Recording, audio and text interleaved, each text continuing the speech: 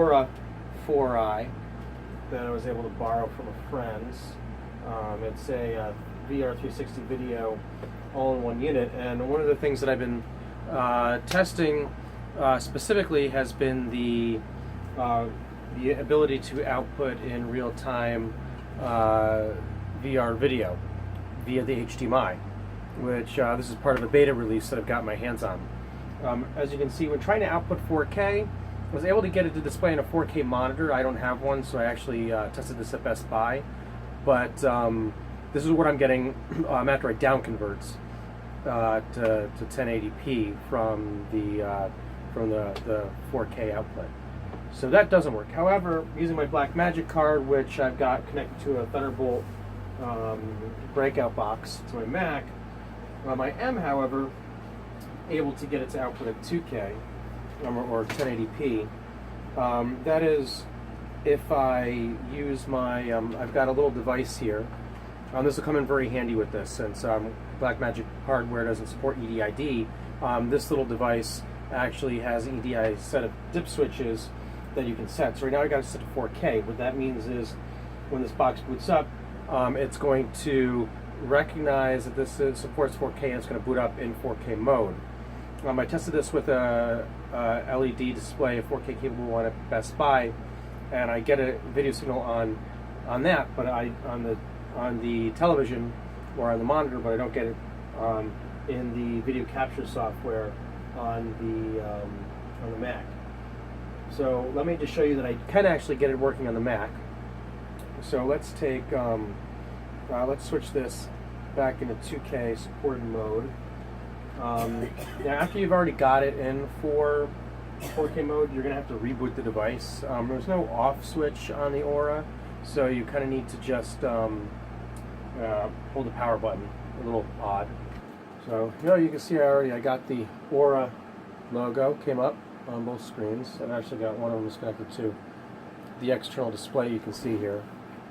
So that's just essentially a pass-through coming out of the Blackmagic card. So already we've got a video signal. So as you can see, we've got a signal. You can actually see the cursor on the screen. That's right from the Orah switching unit. So I'm going to plug this in. Now that we've got that wired up. So he's going to blink with a little bit of activity for a second. And pretty soon these lights are actually going to shut off for a brief moment. Actually, they're going to shut off permanently, assuming it acquires the video signal here. But as you can see now, I've got right here the video signal. This is coming out. I can capture. This is 1080p. I'm curious if I can get this to work with back siphon. There is about a delay. Let's see what's the delay. We've got a 2-second delay, but that's in 2K mode. Once this is in 4K mode, I believe I saw a bigger lag, about twice that. I mean, it looks pretty clear in 2K mode, as you can see right here. Now I'm going to wave right now, and yeah, so you guys saw my wave. Yeah, the thing with these Blackmagic cards, any of these kind of cards, you have to have them set to the exact correct setting, or they're not going to work. You have to make sure. That's why we need this device to provide the EDID information, to make sure that you're matching the correct settings. So what I'm going to do now is I'm going to switch this to 4K mode. Let's first reboot the HDMI splitter.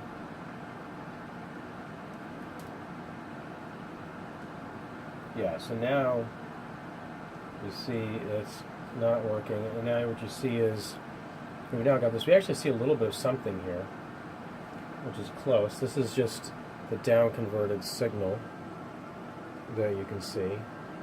But I see nothing here in 1080p 16. You can see that it shows right here that there's it's in red, which means it's not actually seeing the correct signal. It's going to tell you it's out of sync. So if we go and we switch to here, 2160p.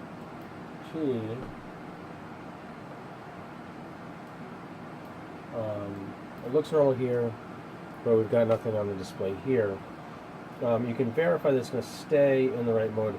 The best way is to make sure that you reboot the Orah.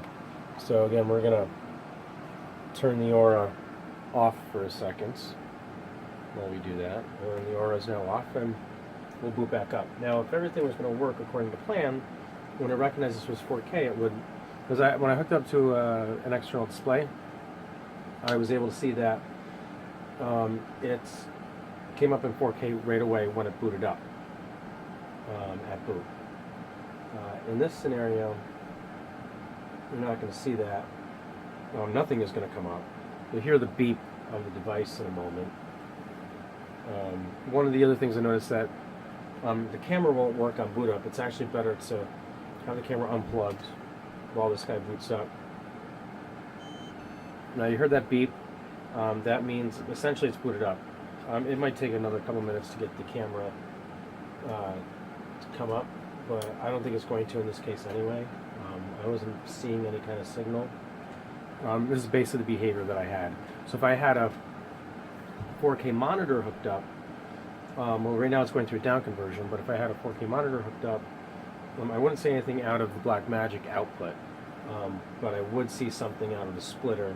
If I connected directly to a 4K capable display, that would come up fine. I did try two, which didn't work before, and just for shits and giggles, we can try it.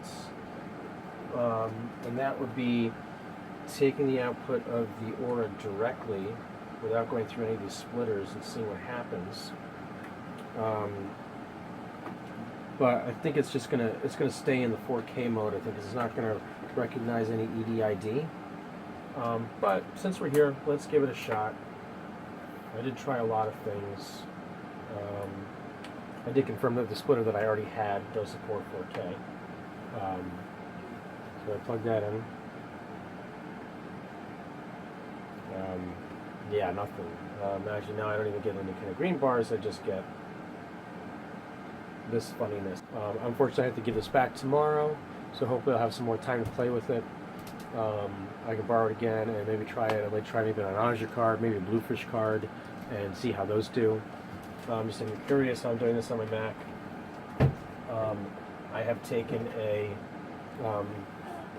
this Akito, I think it's called Akito breakout box. It accepts a PCI card, so I took, it was a cheaper option. A external breakout device was going to be between $1,400 and $2K. I probably would have gone with the Azure I/O if I had to choose something that was FireWire or Thunderbolt capable out of the box, but this between the card and that were under $500, so that was the best way to go if I wanted to be able to test 4K. So yeah, this is trying this on my little MacBook Pro. Unfortunately, no 4K to my Blackmagic card, which is definitely a disappointment. I don't know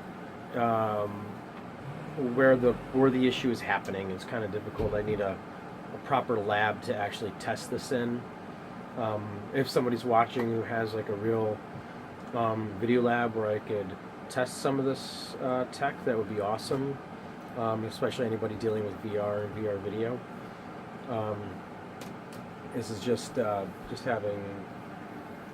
I spent a lot of time trying to get this to work in 4K. So also Orah, hopefully you'll watch this and maybe you'll have some suggestions or some setups that have worked for you. I don't know where you guys are based out of. It would be cool to come and work with some of your hardware and try to figure out what some of these bugs are.